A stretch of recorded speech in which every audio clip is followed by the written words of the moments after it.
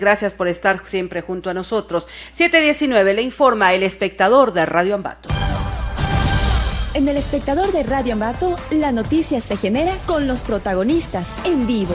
Muy bien, saludamos en esta mañana al ingeniero magíster Masao Mayorga, experto petrolero con 29 años de experiencia, revisando la hoja de vida pues en el área de industrias, petróleo, en gas, en tierra, instalaciones, área de tuberías, bueno, y una serie de componentes que nos permiten ver un recorrido amplio precisamente de quien ahora dialoga con Radio Ambato para compartir su experiencia, y junto a Francisco vamos a conocer también su pensamiento, el del ingeniero Masao Mayorga, en cuanto a lo que tendría que hacer el Estado ecuatoriano a efectos de mejorar la situación que tenemos en materia petrolera en nuestro país. Consideramos que algunos campos ya están maduros, otros están en plena producción, hay un Estado que requiere recursos, precisamente este es uno de los ejes de ingreso económico. Bienvenido a Radio Ambato, ingeniero Masao Mayorga, muy buenos días. Buenos días, gracias por la oportunidad. Cuéntenos en esta línea, usted que ha viajado incluso por varios países, ¿cuál viene a ser la visión que tiene respecto a todo lo que acontece en el país? Hay cambios que entiendo deberían hacerse, mejoras en cuanto al manejo de los sectores energéticos de nuestro territorio. Sí, bueno, yo tengo la ventaja de poder mirar con cabeza fría desde el exterior, porque estoy 10 años en el Ecuador y 19 años en el exterior, incluyendo los Estados Unidos, Europa, Asia y Medio Oriente, en un total de 12 países. Entonces tengo la ventaja de poder ver con cabeza fría y desde un ángulo diferente qué sucede en el Ecuador y dónde están las necesidades y recursos que se deben explotar. Esto me permite analizar de una manera real las condiciones actuales que tenemos y las cosas que podemos mejorar en base a los recursos existentes. Claro, sin lugar a dudas es importante este análisis. El año anterior nuestro país extrajo 34 millones de barriles. Hoy, con un promedio, el año anterior, el 2023, 384,000 barriles diarios.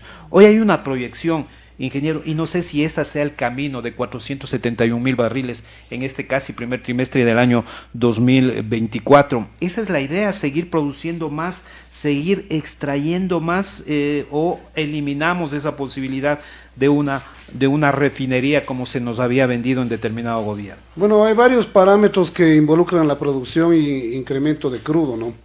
Tenemos que saber la capacidad instalada de oleoductos, como usted más bien dice, también dice bien en las refinerías, pero tenemos que ver qué reservas tenemos. Los estudios reales, inclusive realizados por la Boston Consulting Group, que es la unidad más experimentada en analizar petróleo y gas en el planeta, ha calificado al Ecuador como el país número 1 en ventajas de desarrollo y de incremento petrolero. Bueno. ¿Por qué razón? Porque somos un país pequeño, con cantidad de habitantes pequeñas, pero los recursos que tenemos son gigantes. Okay. Esto, la BCG, que es el Boston Consulting Group, pone al Ecuador como el líder a nivel mundial para producir tanto petróleo como gas. Estamos hablando que tenemos reservas de 8.300 millones de barriles de crudo y 1.7 trillones de pies cúbicos de gas. Estos recursos tienen y deberían ser sacados de forma emergente y necesaria para el desarrollo tanto de la ciudadanía como del Ecuador. Ahora ahí veo yo que su criterio ciertamente es de que debe haber más eficiencia en los procesos para aumentar la producción, y ciertamente puedo opinar, es un golpe quizá para el país lo que ocurrió con la anterior consulta, cuando se decidió que el petróleo del Yasuní, por ejemplo, ya no se explote más, y hasta le dan un plazo para que cierre ese campo petrolero. Se considera una pérdida, ingeniero. Y plazo, perdón, José Luis, sí. y plazo que está corriendo. Claro, ¿no? Así es. Sí, lo que pasa es que hay tecnologías a nivel mundial que en el Ecuador de pronto no se conocen. Una de ellas es la explotación ecológica. Esto se realizó y tuve la suerte de participar en ello en el proyecto del bloque Villano, Well Site, que es en el sector del Puyo. Eso lo manejó la compañía Arco Oriente y luego pasó a poder de la compañía Agip y ahora es parte de Petroamazonas y Petroecuador. Entonces es un proyecto ecológico que se realizó y no hubo ningún daño al sistema ecológico y fue una obra helitransportable, es la única que se ha hecho en la historia del Ecuador de esa manera. Sumando a esto hay tecnologías en el exterior, como me manifesté en Estados Unidos, en Medio Oriente, Europa, Asia, donde las construcciones se hacen sin causar daño ecológico y más bien producen beneficio a la comunidad. Si es que estos parámetros se tocan adecuadamente y se permite que brindemos asesoría en ese sentido, entonces el impacto se reduciría, no tendríamos reclamo de los organismos ecológicos y tampoco comunitarios. Ahora, por ejemplo, Petroecuador ha sido la empresa que ha estado al frente del tema de la extracción y comercialización de nuestro petróleo, pero difícilmente da a pensar aquello, ¿no? ¿Por qué no se ha visto esa nueva posibilidad? Porque claro, en el oriente ecuatoriano, quienes han sido uno de los principales opositores a continuar en el tema de la extracción, de extraer crudo, por los lamentables consecuencias también que hemos tenido. Claro, eso es falta de operación correcta. Por ejemplo, se ve mucho la ruptura del SOTE cada momento, del OCP y cuestiones así. Es porque no hay lo que se llama el manejo de integridad. No hay un análisis que se llama de análisis de riesgos y de integridad, que se tiene que hacer con todos los oleoductos, facilidades de producción y refinerías. Por esa razón es que vemos tanta ineficiencia, se diría, en lo que son instalaciones petroleras. Manejando eso de otra manera se podría llegar a un volumen gigante. Actualmente, como usted manifiesta, 431.000 barriles de petróleo por día. Me animo a decir con números que conozco que podríamos producir tranquilamente 600.000, incluso llegar a la capacidad instalada, que es casi de 1 millón. Si sumamos la capacidad de transporte del OCP, que son de 450 a 500.000 barriles de crudo pesado de 18 a 22 a 24 grados de API. Ahora, en esa línea, ciertamente, recordemos que el gobierno anterior de Guillermo Lasso tenía esa idea, ¿no?, de llegar a 1 millón de barriles de producción, pero no le alcanzó, bueno, también el tiempo, las técnicas tal vez están faltando. Sí, lo que pasa es, como digo, siempre tiene que haber un sistema de depuración. Tiene que entrarse a un análisis de integridad, a revisar qué está pasando en la causa y raíz de los problemas de Petroecuador y empezar a hacer las reformas necesarias para ajustar a un sistema óptimo. Como usted bien manifiesta, sí se lo quiso hacer, pero no se lo pudo hacer. Ahora yo veo un desperdicio gigante en el gas del Golfo de Guayaquil. Cada día que no se saca gas es un gas perdido que no se recuperará nunca. Tenemos 1.7 trillones de pies cúbicos de gas que podrían cubrir toda la demanda energética del Ecuador e inclusive poder vender la energía y el mismo gas a países vecinos como es Bolivia y Perú. Pero, por ejemplo, en ese análisis que usted tiene, ¿por qué cree que no se lo hace? No se lo hace porque no se ha tomado la decisión de hacerlo, porque capacidad instalada tenemos. ¿Ya? En el OCP tenemos para 500.000 barriles diarios por día y en el SOTE tenemos para 360.000, estamos hablando de casi 1 millón. ¿Ya? Por eso, como manifiesta el señor, en el gobierno anterior se quiso llegar al millón, que claro, sí se lo puede hacer, porque hay parámetros para variar, como son bombeo, grado API, volúmenes y todas esas cuestiones, lazos, loops adicionales que se llaman bucles en los oleoductos existentes, por ejemplo en el SOTE, para llevarlo de 360.000 barriles por día a 500.000. Entonces fácilmente con los dos oleoductos se puede llegar a bombear 1 millón de barriles, entre crudo pesado y crudo liviano. Lo que pasa es que hay que mover las variantes y los parámetros. Entonces tenemos el know-how, que es el cómo y el cómo hacerlo y el saberlo, para sostener y apoyar al gobierno nacional en este criterio. Porque como le digo y manifesté al inicio, el Ecuador es un país que nada en petróleo y nada en gas. ¿Ya? Bajo nuestros pies tenemos millones para cada ecuatoriano y para el mejoramiento de la ciudadanía.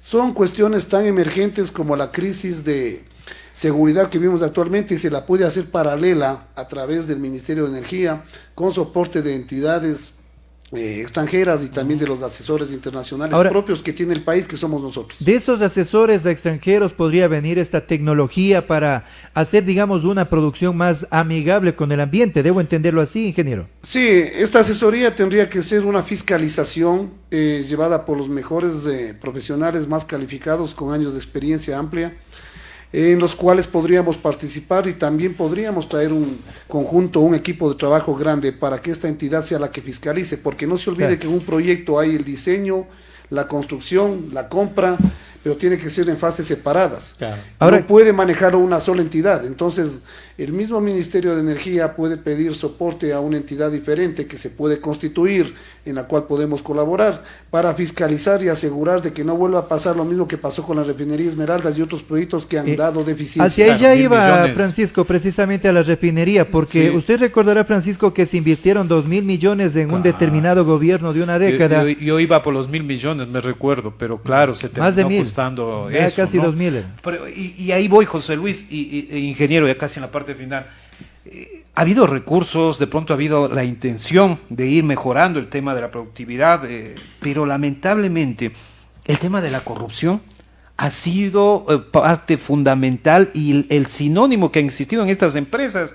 Y hemos visto todo lo que está sucediendo y todo lo que está haciendo. Por ejemplo, estos niveles de calidad, ¿cómo se manejan precisamente para evitar los temas de corrupción en otros lados? Bueno, la cuestión es simplemente una cuestión de ética y de concientización. O sea, con un gobierno adecuado, con profesionales adecuados, que no hayamos estado involucrados en cuestiones políticas, vamos a trabajar de forma diferente. El problema de la refinería Esmeraldas es que se construyó con dos compañías, si no me equivoco es Chilloda y Técnicas Reunidas. No hubo la fiscalización adecuada, no sé cómo se manejó, fue en gobiernos anteriores, porque el gobierno actual tengo la completa seguridad que trata de hacer las cosas bien y lo va a hacer. Entonces, luego hubo una repotenciación. A la final, la refinería Esmeraldas produce y trabaja en una capacidad del 60 al 67%, lo cual hace necesario la importación de derivados como es diésel, gasolina y gas doméstico, son costos verdaderamente gigantes que asume el país porque Desde luego. lo subsidia, y también son recursos que se podrían producir aquí mismo en las refinerías en el Ecuador. Por eso también es necesaria la creación de la refinería del Pacífico, la cual desde el inicio su propia ubicación geográfica es incorrecta y creo que se gastó un billón o 1.5 billones de dólares en un aplanamiento que es innecesario y que va a tener que cambiarse de su ubicación. 1.500 millones 1.500 aproximadamente. Entonces todo eso tiene que cambiarse y mejorarse. ¿Cómo? Como dijo el presidente Noboa, y aquí hago un pedido. El presidente Noboa en campaña manifestó que necesita el apoyo de los profesionales más capacitados para sacar adelante al Ecuador, que es una cosa que yo creo. Entonces estamos listos para colaborar en ese punto. ¿Es necesario la refinería en nuestro país? ¿La construcción de una refinería? La refinería Esmeraldas tiene capacidad de manejar 110,000 barriles por día. ¿Ya? Eso haría que evitemos muchísima importación de derivados.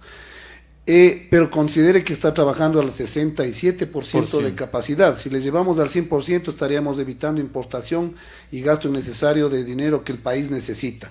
Ahora si llevamos a la generación de la refinería del Pacífico, la capacidad de refinación incrementaría de una forma gigante y no necesitaríamos de pronto importar absolutamente nada.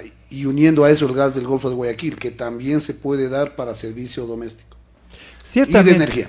Y claro, creando un proyecto que sea sostenible y adecuado, podríamos ir mejorando energéticamente en nuestro país. Es interesante el análisis hoy, precisamente realizado con usted, ingeniero Masao Mayorga. Nos quedan algunas inquietudes y será digno conversar también más adelante sobre esto. ¿Cómo va el sector pues energético, petrolero, incluso minero? En algún momento podríamos también ir analizando, porque acá en el país se ha dado de todo. El gobierno que hace acercamientos con el extranjero para atraer inversión en minería, y acá en el Ecuador hay sectores que en cambio pues generan ciertas reacciones, cierto movimiento ciudadano, en fin. Entonces todavía hay camino por recorrer en esto, ingeniero. Sí, lo que hay que hacer es, como manifesté desde el inicio, el Ecuador tiene ecuatorianos capaces y competentes para realizarlo, especialmente del área offshore, que es del área marítima, de las plataformas submarinas y todo para el gas. El recurso minero que usted también habla también es otro tema que se puede abordar, porque inclusive tenemos hasta uranio en el Ecuador, que hay que enriquecerlo y se lo puede vender.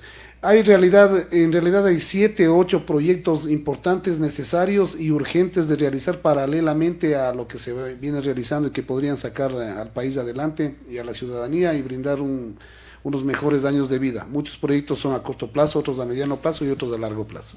Dialogamos hoy con el ingeniero Masao Mayorga en esta mañana, el análisis en el ámbito petrolero. Un buen día para usted, gracias por acompañarnos. Gracias a ustedes. Buenos días.